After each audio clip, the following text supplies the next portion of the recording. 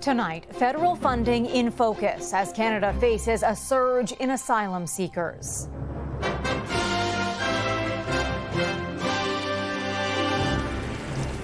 Calls for firm financial commitments to address a system under strain. We recognize that there are increased pressures across the country. As Ottawa considers new measures for Mexican nationals. Hello, everyone. Preparing for the return of Parliament.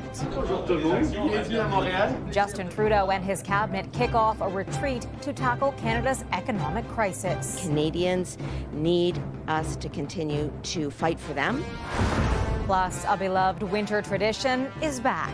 This has always been on my mom's bucket list, and we're finally doing it. Part of the Rideau Canal reopens after a missed skating season. Thanks.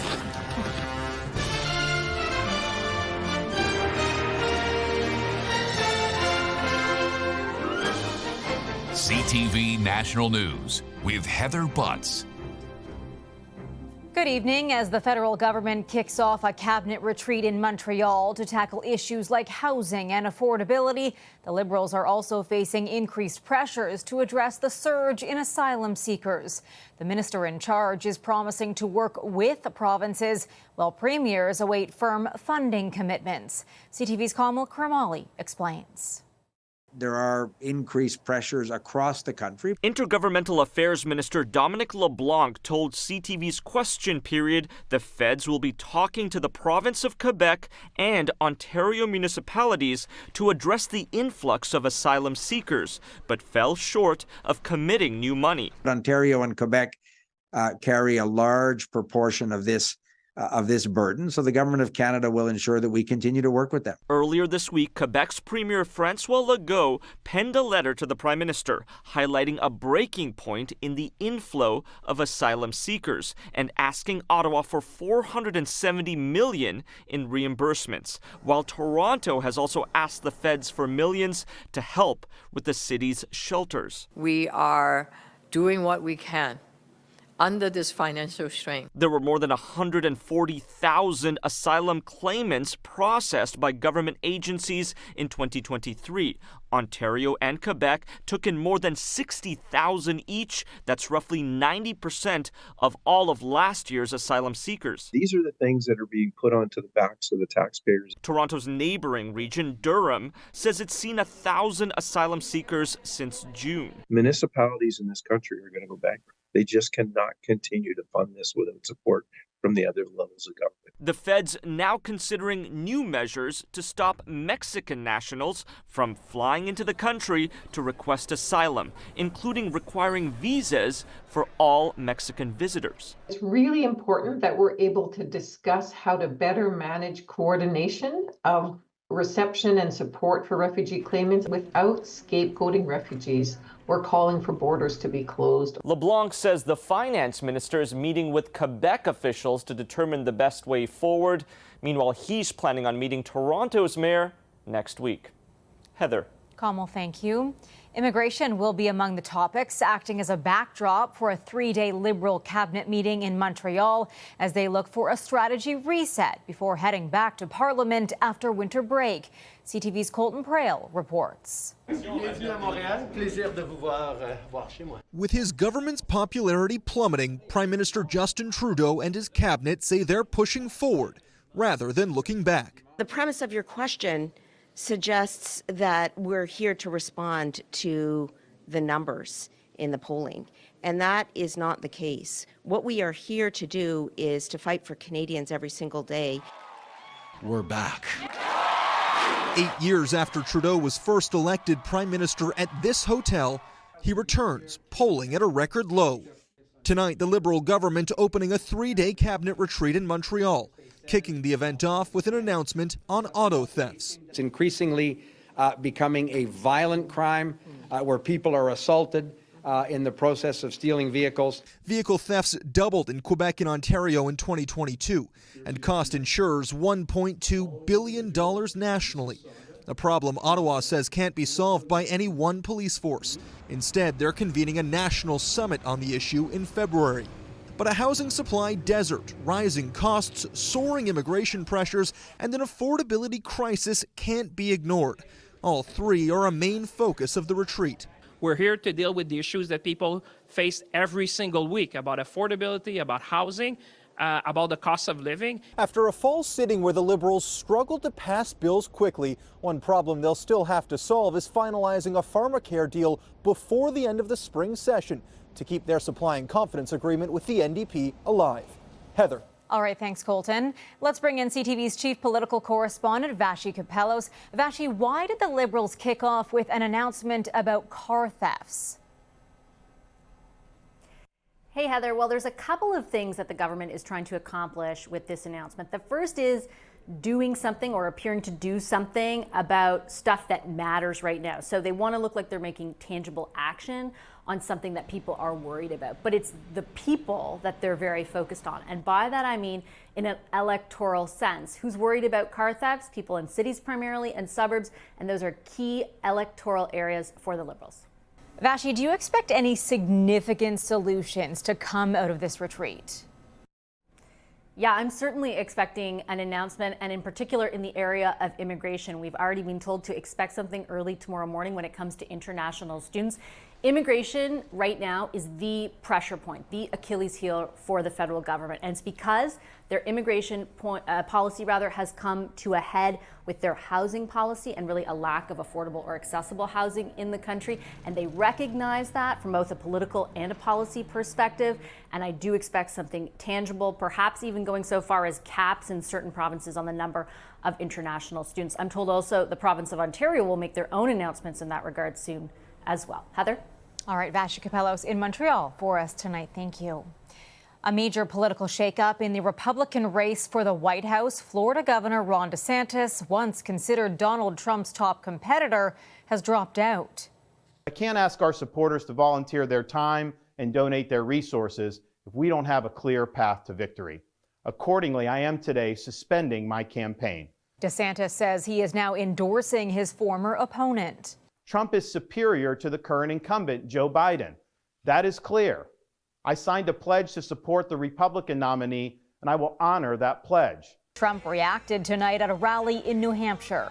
I'd like to take time to congratulate Ron DeSantis. He ran a really good campaign. He was very gracious and he endorsed me, so I appreciate it. Meanwhile, Nikki Haley hammered the former president on his mental fitness after he appeared to repeatedly refer to Nikki Haley instead of former Speaker of the House Nancy Pelosi. Nikki Haley is in charge of security. We offered her 10,000 people. I don't know if he was confused. I don't know what happened, but it should be enough to send us a warning sign. DeSantis' decision to drop out comes ahead of Tuesday's New Hampshire primary. U.S. gun crime and difficulty accessing health care has a union representing Canadian diplomats pushing for higher compensation for those stationed in the States. The Professional Association of Foreign Service Officers claims Ottawa's assessment of security threats in the U.S. aren't as robust as they are for other countries. The union says Global Affairs is facing major problems getting people to serve south of the border. Israel's prime minister vowed today to forge on with the war in Gaza. His comments come as the toll taken by the conflict deepens and as pressure mounts to secure a deal to end the violence and free hostages. CTV's Tony Grace with the latest. In the sky and on the ground in Gaza, more images of a war with no end in sight. There is no substitute for victory, Israeli Prime Minister Benjamin Netanyahu said today. Only a complete victory will ensure the elimination of Hamas and the return of all our hostages. Today, Israeli forces released this video of a tunnel where they said Hamas had been holding around 20 of the hostages taken in the October 7th attacks. The Israeli government doesn't know exactly how this war can end because their declared aim of eliminating Hamas is proving to be so difficult. But in Gaza, where garbage is piling in the streets, the humanitarian toll is also in focus. The Hamas-run health ministry says more than 25,100 Palestinians have now died. People are dying not only from bombs and bullets, but from lack of food and clean water. The UN Secretary General appealing for an end to the violence, the freeing of hostages, and a path to a two-state solution for Israelis and Palestinians. The refusal to accept the two-state solution for Israelis and Palestinians and the denial of the right to statehood for the Palestinian people are unacceptable. An idea Netanyahu rejected, saying Israel must control a post-war Gaza or risk another attack. An attack fresh on the minds of grieving families planting trees today at the site of the Nova Music Festival massacre. They are still reeling, they're still hurting, and that is, of course, felt throughout the Jewish world, including here in Canada. The UN is also appealing for more humanitarian aid in Gaza, saying a quarter of the population now faces starvation. Israel said 260 aid trucks got in today, the most in one day since the war began. Heather. Tony, thank you.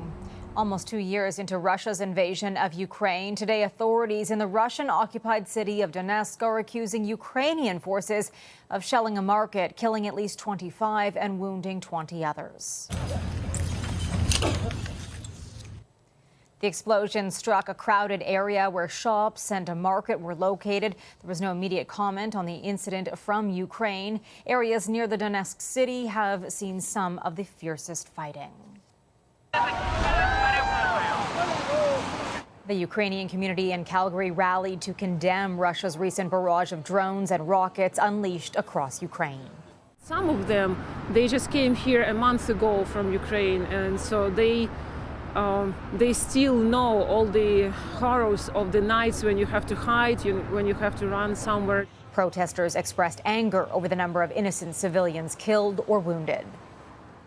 The family of a BC boy killed by his foster parents is speaking out tonight about the decision to demote the province's embattled children's minister, Mitzi Dean, who was shuffled out of her portfolio on Monday. Michelle Brunoro reports. When this 11-year-old boy, who can't be identified by court order, died in 2021 after prolonged and horrific abuse at the hands of his foster parents, he and his sister had not been checked on by the Minister of Children and Family Development in 7 months. It's a reality the boy's family still struggles to believe. As for the system, it just failed all of us. And for the boy's father, it is still deeply painful to think of their last visit before he says pandemic restrictions prevented him from seeing his son for more than a year. He remembers his son crying when he dropped him off at his foster home. I thought he was like, I don't want you to leave because I miss you, Dad. But I was dropping him off at the darkest place on earth. He wanted me to take him home. He says he had been trying to get his son back after recovering from an addiction. Now he's trying to get answers in the boy's death. I have been completely ignored and ghosted from everyone. The ministry, the other system that's involved. He supports the Premier's decision to move the now former Minister of Children and Family Development, Mitzi Dean, out of her role. I'm very happy to see her lose that position, but I'm not excited to see that she still works there. It's long overdue. The boy's grandmother also says she was initially ignored by Dean, who, after being contacted by CTV News, eventually met with her and apologized. To me, it was not heartfelt. It didn't have a meaning to it.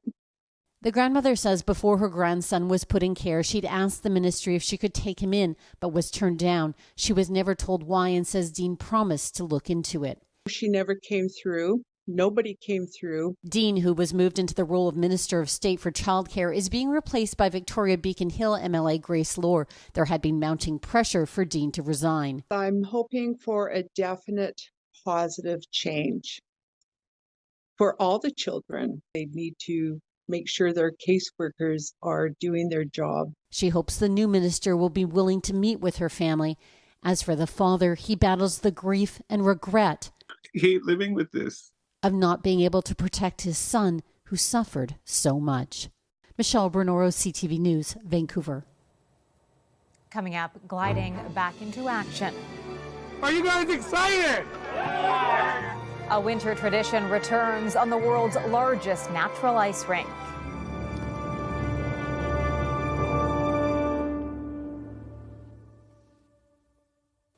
A maritime community is investing millions to combat rising sea levels. St. Andrews, New Brunswick has approved a $7.8 million facelift to reconstruct its main wharf and Market Square. The wharf is almost underwater in a super high astronomical event, an astronomical tide and a wind. The last storm we had probably There was maybe a foot of freeboard over the top of the wharf. The popular tourist town has been battered by recent storm surges. Mild weather made for an historic and disappointing skating season in Ottawa last year when Canada's renowned Rideau Canal didn't open. So it's no surprise that people were laced up and ready today when part of the skateway officially reopened. Here's CTV's Jackie Perez. I guess the red flag indicates that it's still closed. It's confusion at the gates on the opening day of the Rideau Canal skateway. Well, it said 9 o'clock on the website. The NCC first said Ottawa's famous outdoor rink would partially open at 9 a.m. Sunday. But 30 minutes before its scheduled time, it was delayed by 3 hours to allow the surface to fully freeze after overnight flooding. We're desperate. After nearly 700 days skating drought, these skaters were determined to get on the ice.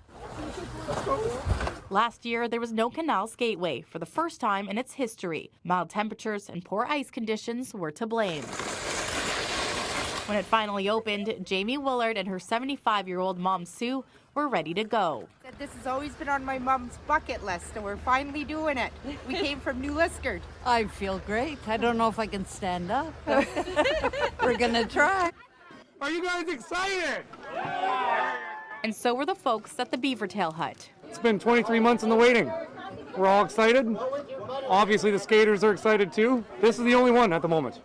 This is the only stretch of the canal that's open, but we're hopeful that there's going to be a lot more real soon. Now, about a kilometer of the skateway is open to the public. Now, it runs from 5th Avenue all the way to Bank Street, and the NCC is also hoping that they can open more sections in the coming weeks. Late Sunday, the NCC said it's extended the skateway, now running from Pretoria Bridge to Bank Street. Great news for Tony Chenet. The 77-year-old has been skating on the canal since its inaugural season. She hopes to continue that tradition as long as she can. It's a culture. It's a winter culture for people who live in the Ottawa area, and it's wonderful. I just love it. Jackie Perez, CTV News. And we're staying on the ice after the break. A former pro hockey player's bittersweet return to the rink.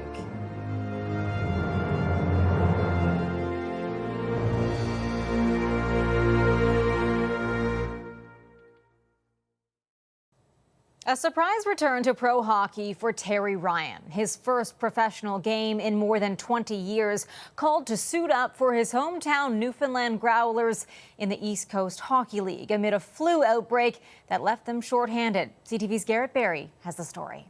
Terry Ryan is what hockey culture cruelly calls a bust. In 1995, at 18, he was picked 8th overall in the NHL draft by the Montreal Canadiens. It was a dream come true. This is definitely the dream that I've never felt.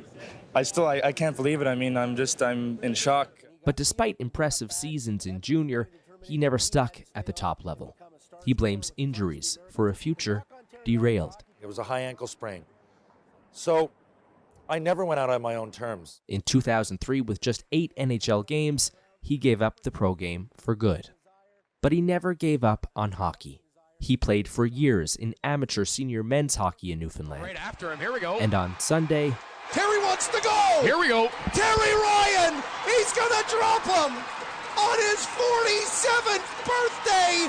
with fists flying, Terry Ryan went out on his own terms. I just know that, if someone was throwing punches, he'd be the one to step in for his team. And I kind of had an idea he was going to go in, so. A second chance to say goodbye to the game he loves. A last pro game, a swan song, in his hometown.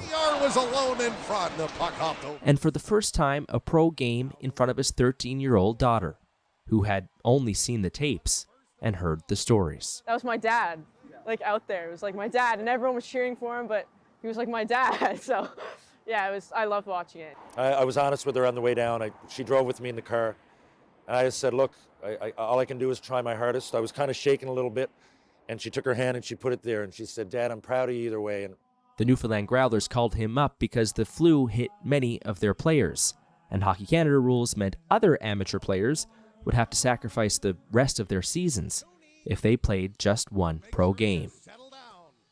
He started the match, then played a few shifts in the third. On his last, he fought.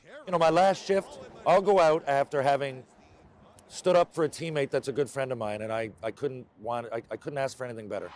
And you'd swear the last Garrett Berry, CTV News, St. John's. After the break, building bonds. A father and son's creative journey to connect communities.